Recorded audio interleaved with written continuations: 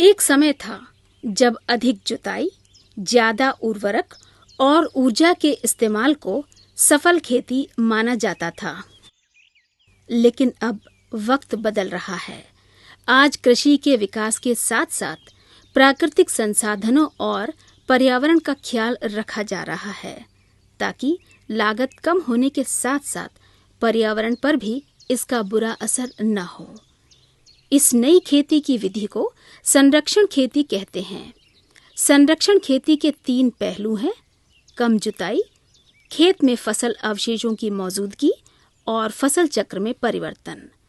पारंपरिक खेती में यह सोचा जाता है कि जितने अच्छे तरीके से खेत जोता जाए, फसल उतनी ही अच्छी होगी, लेकिन यह सच नहीं है।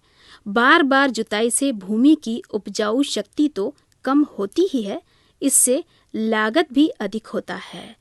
इस विधि में पिछली बार की फसल को कटाई के बाद जमीन को वैसे का वैसा ही छोड़ दिया जाता है। नई फसल के लिए एक खास तरीके के बुआई यंत्र जीरो टिल या सीड ड्रिल की मदद से खेती में चीरा करके बीजों को एक निश्चित गहराई में बो दिया जाता है। इससे न केवल मेहनत बचती है, बल्कि खेतों की बार बार जुताई में खर्च होने वाले ऊर्जा की भी बचत होती है। इस वजह से काफी समय भी बचता है। संरक्षण खेती को अपनाने से अगली फसल की तैयारी करने के लिए काफी वक्त मिल जाता है। इससे खरपतवार पर भी काफी नियंत्रण पाया जाता है।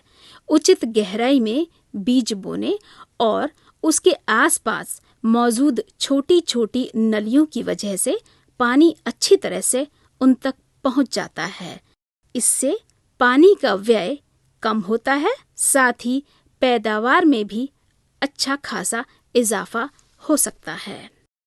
लेजर से जमीन को समतल करना काफी आधुनिक तकनीक है। इसमें लेजर किरणों की मदद से खेत को बिल्कुल समतल कर दिया जाता है। मौजूदा परिस्थिति में जन मजदूर का अभाव, बढ़ती लागत और कम होते हुए जल स्तर के संदर्भ में संरक्षण खेती किसानों के लिए एक वरदान साबित होगी। अहम बात यह भी है कि संरक्षण खेती पर्यावरण के लिए भी काफी अच्छी है। साथ ही यह ग्लोबल वार्मिंग और पर्यावरण में आ रहे बदलावों को भी रोक सकती है। अगर इस नई तरह की खेती को बड़े पैमाने पर इस्तेमाल किया गया तो यह कार्बन डाइऑक्साइड की मात्रा को कम करने में मदद कर सकती है।